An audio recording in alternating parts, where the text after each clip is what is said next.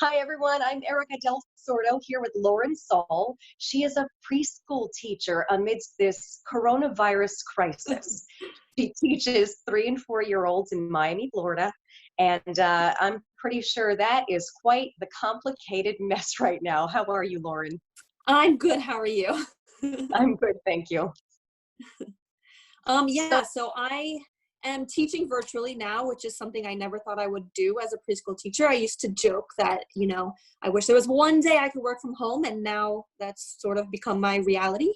So everything is now sort of virtual, and I am just kind of trying to adjust to how to make that work for preschool students.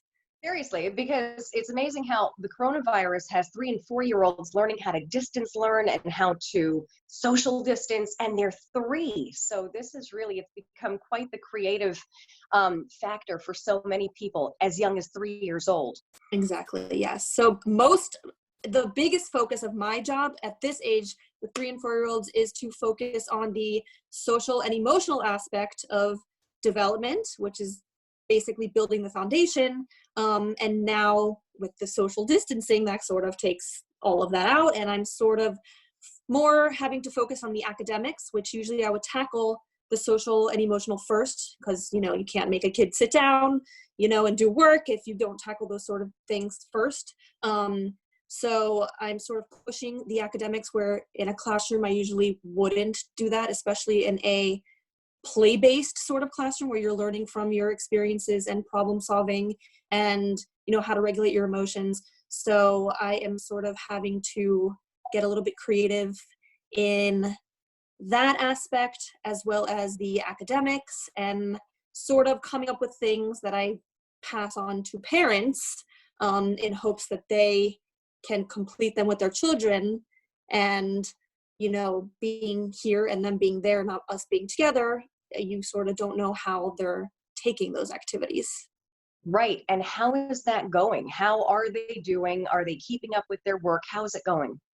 So far, they have been pretty good. I've noticed the first week, as with anything that's sort of new, the first week everyone's sort of like gung-ho, like, let's do this, we're gonna try this. I had a lot of great feedback, a lot of views on the app that we're using to post these activities. We've been doing Zoom meetings, and as with everything that's sort of new, it's sort of gets a little bit slower. But I've been receiving a lot of videos and pictures of the work that my children are doing at home. So I think it's been going pretty well so far. I think the biggest feedback that I have had from parents is that they don't want to have to read too much. They don't want too much time to have to set up an activity, because they're also, they're not home teaching their children, they're also working. So I am doing what I can to give them as little time to have to set up an activity. I would rather them read a quick little thing, set up their kids, and have their kids being working for as long as possible. So I'm making videos and voice notes and having Zoom chats and trying to get as creative as possible. Oh, I'm sure. I'm sure. And I'm happy Yes. that's working. That's so true, because now they have to be self-sufficient, and they're so young, but they have to be Yes. self-sufficient. So take me through and take us through. How do you start a day with them? What time do you start? Is it regular school hours? Yes. So I have been working mostly regular school hours. I extended a little bit because now, because of the situation, it's a little bit different. Like, the children are in our homes and the teachers are in the children's homes, which is something that has never happened before. So the line is a little bit blurred. So I try as best as possible to keep a schedule. So far, I mean, I have amazing family, so I'm very lucky. So far, everyone's respected my time. I respect theirs. So I start usually around 8. I will post an activity.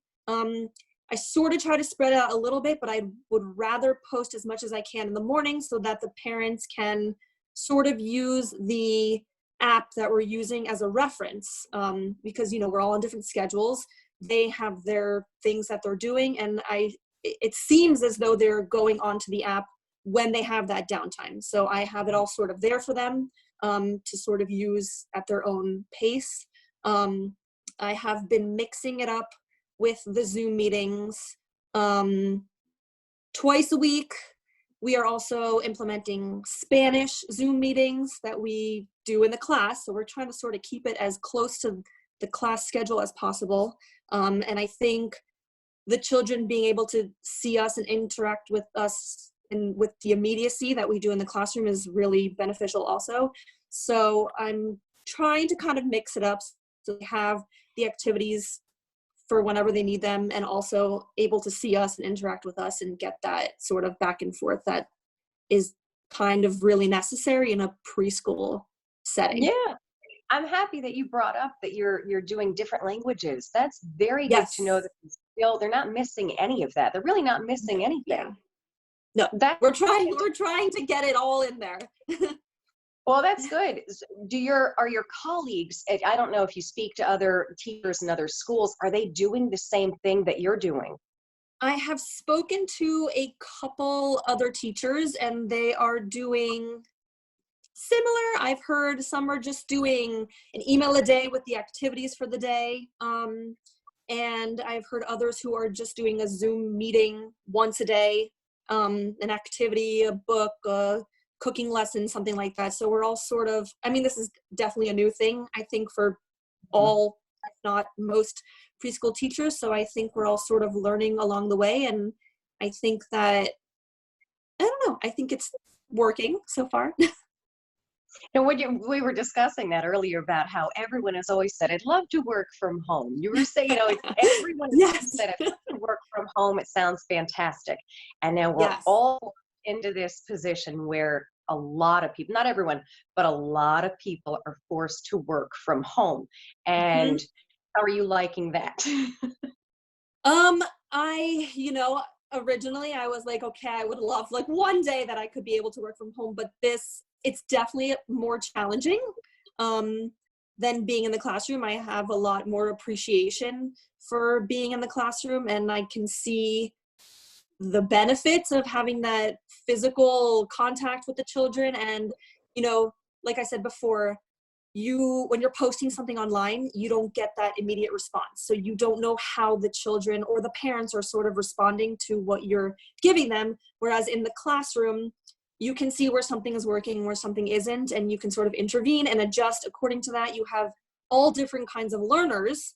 When you're in the classroom, you can sit with them one-on-one and sort of differentiate and individualize something. Whereas on the computer, you can't really do that. You can, but it would be a lot more work to individualize, especially in this situation. I have 15 children in my class, so to do one specific thing based on how I know my children work would be a lot of work. So I definitely I've always loved being in the classroom, but I definitely have a greater appreciation for being in the classroom. This is my creative juices are flowing, so it is, it's a nice challenge and a nice experience, but I think I prefer being in the classroom with the children. Yeah, I'm sure, because like you just said, you don't get the immediate response of, what are the kids really doing? What are they thinking? Right, exactly. We get it. That makes it totally, especially for what you do, that makes it totally easier. Yes, definitely. Miami's up there. I know Broward County has a lot of cases of the coronavirus. Miami-Dade's not far behind. Yes. Are any of your students affected by that? Are you guys all, in the self-quarantine? Do you know any students that happen to be affected by this? As far as I know, I do not. Everyone seems to be pretty happy, healthy, and just sort of adjusting. My families in my class, I have to say, are just incredible and have been amazing and really supportive of me, and I'm there for them. And so far, it seems that they're all okay and they haven't been affected. Good. Yeah. That's good. Good. Yes, That's what definitely you're good. and that's the reason that we're doing this. This is the reason you have to be uncomfortable at home trying to teach 3 and 4-year-olds at this time. Yes. I don't exactly. understand. Yeah, that's quite the challenge. So tell me about some of the things that you guys are doing. For anyone watching this who's got a 3-year-old, 4-year-old at home who's maybe not going through preschool or not doing this, what are some creative things that parents can come up with their kids? There's a lot of online resources. So I've been using a lot of activities from there. And also I personally have been making videos of myself reading books, doing activities. I think the biggest thing is to be able to give them activities that they can sort of do mostly on their own, so that I know parents are working and it's kind of difficult for them to sit there and do it with them. I personally don't feel like this situation will have a major effect on a preschool child's education. I think that anything for a child at this age is an opportunity for learning. So I don't think that they're going to be suffering from this situation. So I wouldn't worry about that. Mm-hmm. And I think just keeping them busy, as I do in the classroom, I sort of go off, I have a plan, but I sort of go off of their interests. So I think that what I am posting is a good start for them, and they can sort of go off of how they sort of take to those things and just kind of keep them going. I like that. I like that a lot. Where can people find you then? If you're posting these things, is it public? Can people look at what you're posting and the videos and everything? Where is that? My things specifically are on it's sort of like a preschool Facebook type of thing. So it's a private thing specifically for my class. I'm happy to share anything that I've made. But these things are specifically just for my class. Ah, okay. Well, that's the next thing I'll do. Very exclusive. With fun things for kids. Oh my goodness. Is there, do you know off the top of your head, where could people go maybe to see what's going on? Dick has a lot of great resources, and PBS Kids. Excellent. I have been seeing, I see things pop up all the time. But those two I think are pretty amazing. I work in a Jewish school, and the PJ Library website is amazing also. Okay, the PJ Library website? Yes. Okay, what is that? PJ Library is a program for preschool children. They give free books. They have a lot of activities based on, Jewish holidays and just kind of things that are happening at the time. And they have a lot of activities, books, resources that you can use. It's kind of amazing. Oh, excellent. I like that. Okay. That sounds great. Fantastic. It's a great resource for folks. Yeah, I like that. Yes, I like that. Definitely. Even if you're not Jewish, it's useful. Yes, it was my next question. I was going to ask, can everyone use it? Everyone's looking for something at this time. Do you want to add anything of course. before we kind of wrap things up? I don't know if you want to mention anyone or anything. Where someone can find you. You can find me on Facebook or Instagram. My name is Lauren Saul.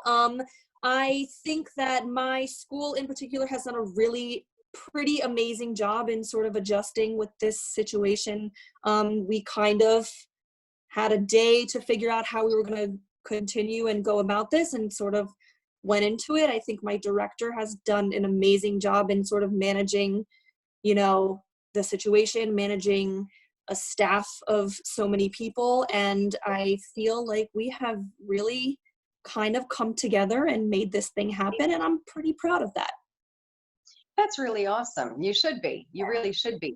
Everyone, Thank you. I was going to say, with what you're doing, that's pretty impressive. You've got youngsters. You're still teaching them. Again, like you said, they are 3 and 4 years old, so they're learning, but it's not as probably the word I'm looking for. You've got high schoolers doing this. You've got middle schoolers, and of course you've got all the colleges right now doing distance learning. Naturally, that's going to take precedence over. They're trying to graduate. They're trying to get to the next level. Preschool. It's great that you're still keeping them in that focus. You have got preschoolers who, instead of just running around all day, they're still have that sort of structure as to what's going on. That's good. I really appreciate you speaking with me today. This has been very informational for a lot of people, like myself. You're welcome. You're welcome. It was really fantastic meeting you. And of course, you can find me. I'm going to post what I can, what we've spoken about today in this interview. And you can find me at ericadelsordo.com, Erica Del Sordo Productions on all my social media. And of course, you'll see all of that in my post. Lauren, thank you. I can't thank you enough. Thank you so much Thank for your you time. so much. I really appreciate it. Thank you. Absolutely. Have a great day. Have a great week. Thank you. You too. Thank you. Thank you. Thank you.